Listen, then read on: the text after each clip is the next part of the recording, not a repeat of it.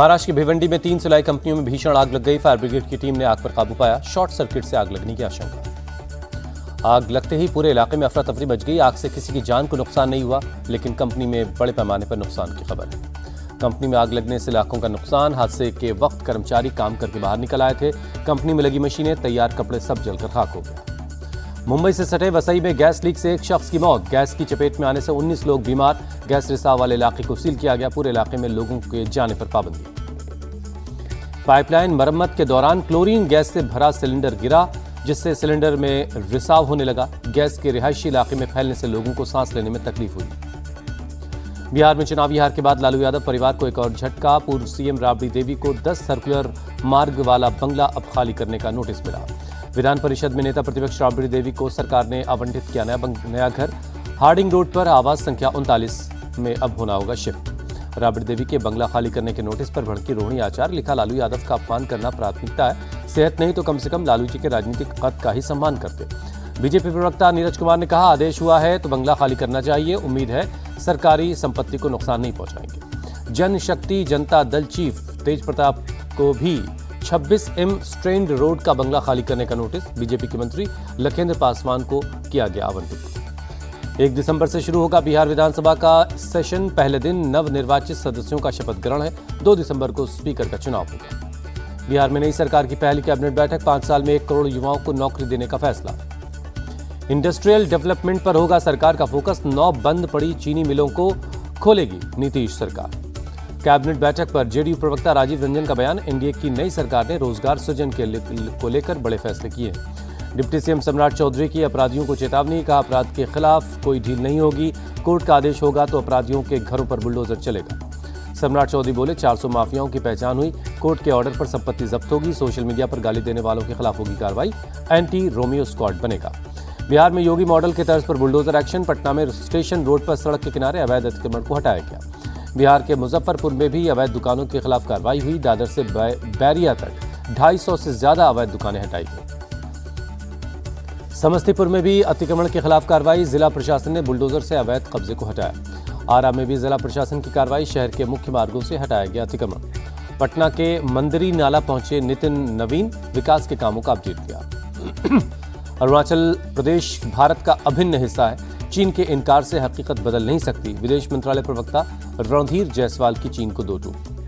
विदेश मंत्रालय ने अरुणाचल की महिला से शंघाई एयरपोर्ट पर बदसलूकी को बताया अंतर्राष्ट्रीय नियमों का उल्लंघन। कहा, पूरे मामले पर चीन के अधिकारी सफाई नहीं दे पाए।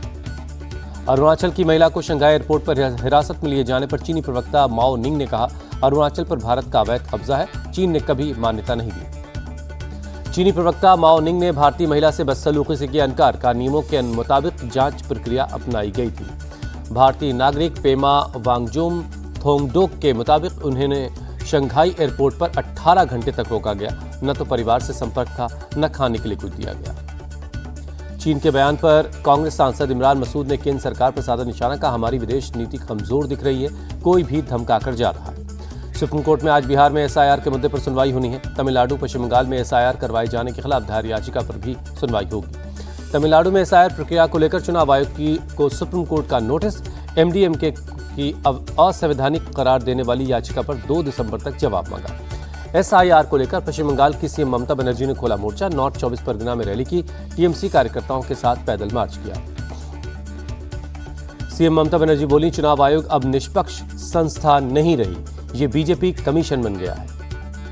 सीएम ममता बनर्जी की बीजेपी को खुली चुनौती। कहा, बंगाल में बीजेपी मुझ पर हमला न करे, वरना पूरे देश में उसकी नींव को हिला दूंगी।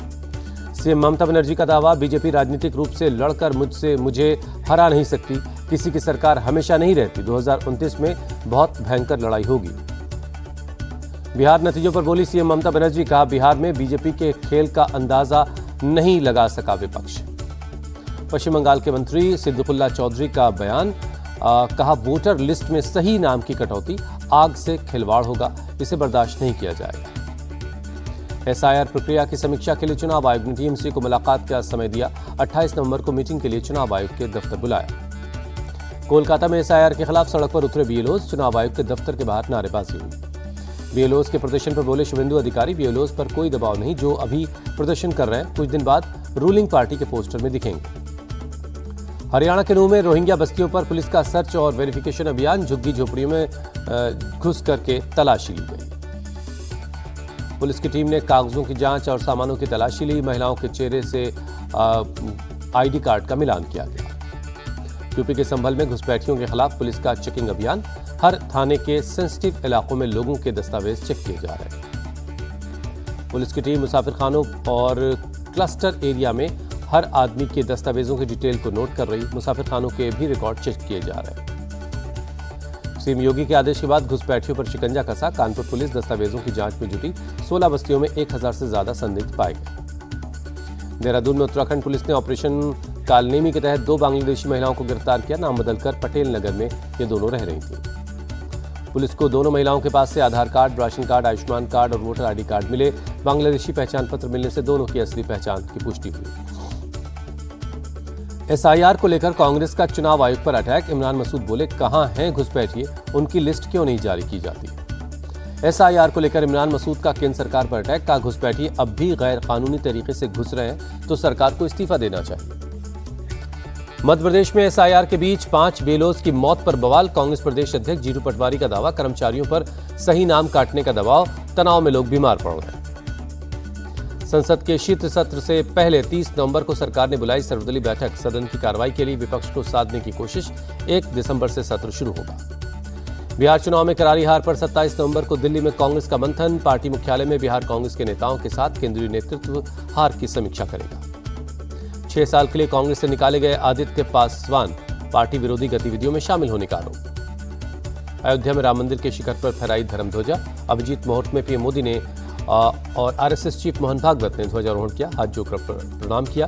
7000 मेहमान इस ऐतिहासिक पल के गवाह बने। ध्वजारोहण के बाद पीएम मोदी ने कहा, धर्मध्वजा सनातन संस्कृति का प्रतीक, रामराज की स्थापना का संदेश, सदियों के घाव अब भर रहे हैं। पीएम का इशारों में विपक्ष पर हमला। कहा, गुलामी की मानसिकता ने प्रभु राम को नकारा, राम को काल्पनिक बताने वाली मानसिकता से निकलना जरूरी। पीएम मोदी ने कहा, जीत सत्य की होती है, असत्य की नहीं। ये ध्वजा प्रेरणा देगा कि प्राण जाए पर वचन न जाए, जो कहा जाए वही किया जाए। सीएम योगी ने ध्वजारोहण को एक नए युग की शुरुआत बताया। कहा, लंबे वक्त तक बदहाली का शिकार बना अयोध्या आज उत्सवों की वैश्विक राजधानी है।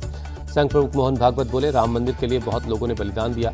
धर्म ध्वजा लहराने के साथ उन सभी लोगों का सपना साकार हुआ। अयोध्या के बाद कुरुक्षेत्र पहुंचे पीएम मोदी। भगवान कृष्ण के शंख को समर्पित 5 जन्य स्मारक का उद्घाटन किया। महाभारत अनुभव केंद्र भी पहुंचे। कुरुक्षेत्र में शहीदी दिवस कार्यक्रम में शामिल हुए पीएम मोदी। गुरुद्वारे में की अरदास। गुरु तेग बहादुर के सम्मान में विशेष सिक्का जारी किया। पीएम मोदी बोले, क्रूर औरंगजेब ने गुरु तेग बहादुर जी को बंदी बनाया। आक्रांताओं के काल में कश्मीरी हिंदुओं पर अत्याचार हुआ।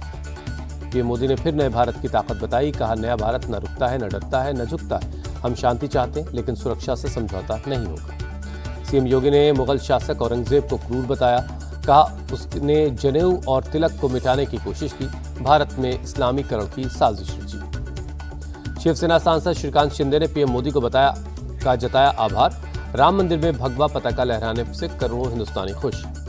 शिवसेना यूबीटी नेता अंबादास दानवे का पीएम पर अटैक। राम मंदिर के लिए करोड़ों कारसेवकों ने खून बहाया, सियासी फायदा लेने वालों का इसमें कोई योगदान नहीं। एआईएमआईएम नेता वारिस पठान का भड़काऊ बयान। कहा, बाबरी मस्जिद को साजिश के तहत ढाया गया, मगर उसका वजूद कयामत तक जिंदा रहेगा। टीएमसी विधायक हुमायूं कबीर ने मुर्शिदाबाद में लगाए बाबरी मस्जिद के पोस्टर। हुमायूं कबीर ने 6 दिसंबर के दिन बेलडांगा में बाबरी मस्जिद की नींव रखने का ऐलान किया। केंद्रीय मंत्री गिरिराज सिंह बाबरी मस्जिद की नींव रखने को लेकर टीएमसी पर जमकर बरसे। कहा, बाबरी मस्जिद की नहीं, टीएमसी बांग्लादेश की नींव रखेगी। गिरिराज सिंह बोले, ममता बनर्जी हिंदुओं की लाश पर राजनीति कर रही हैं। उनकी राजनीति अब ज्यादा दिन नहीं चलने वाली। गिरिराज सिंह ने ममता बनर्जी सरकार पर साधा निशाना। कहा, बंगाल की सरकार घुसपैठियों की सरकार है, हिंदू विरोधी सरकार है। दिल्ली में बढ़ते प्रदूषण को लेकर आप नेता सौरभ भारद्वाज ने केंद्र सरकार को घेरा। कहा, अगर कड़े कदम नहीं उठाए गए तो यूपी, हरियाणा और राजस्थान में पराली जलती रहेगी। सांसद सुप्रिया सुले ने दिल्ली प्रदूषण को लेकर जताई चिंता। कहा, शीतकालीन सत्र में पोल्यूशन को लेकर चर्चा की मांग करेंगे। पुलिस थानों में सीसीटीवी कैमरे लगाने का मामला। सुप्रीम कोर्ट ने केंद्र सरकार को लगाई फटकार। सुप्रीम कोर्ट की केंद्र सरकार को 2 टूक। का हिरासत में मौतों को बर्दाश्त नहीं किया जाएगा। 16 दिसंबर तक हलफनामा दाखिल करने के लिए कहा। कर्नाटक में सरकारी अधिकारियों पर लोकायुक्त की ताबड़तोड़ रेड।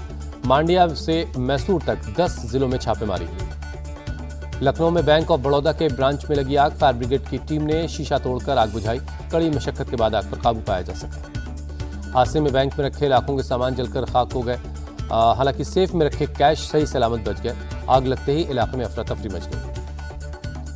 एमपी के भोपाल में बदमाशों के हौसले बुलंद। वीडियो जारी कर पुलिस को दी खुलेआम चुनौती। चाकू दिखाते हुए मुखबिरों को दी जान से मारने की धमकी। आरोपियों के जेल जाने के बाद उनके साथियों ने जारी किया वीडियो। कहा पहली बार जेल नहीं जा रहे। बदमाशों पर गाड़ियों में तोड़फोड़ का आरोप। तोड़फोड़ के मामले में पुलिस ने 4 को गिरफ्तार किया। यूपी के बलिया में लापता टेंट कारोबारी का गंगा नदी में मिला शव। बाइक से बांध कर हाथ पैर शव नदी में पाया गया। व्यवसायी का शव मिलते ही मचा हड़कंप। 23 नवंबर को घर वालों ने दर्ज करवाई थी गुमशुदगी की रिपोर्ट। पुलिस कुछ लोगों को हिरासत में लेकर पूछताछ कर रही है। कर्नाटक के कलबुर्गी में दर्दनाक सड़क हादसा।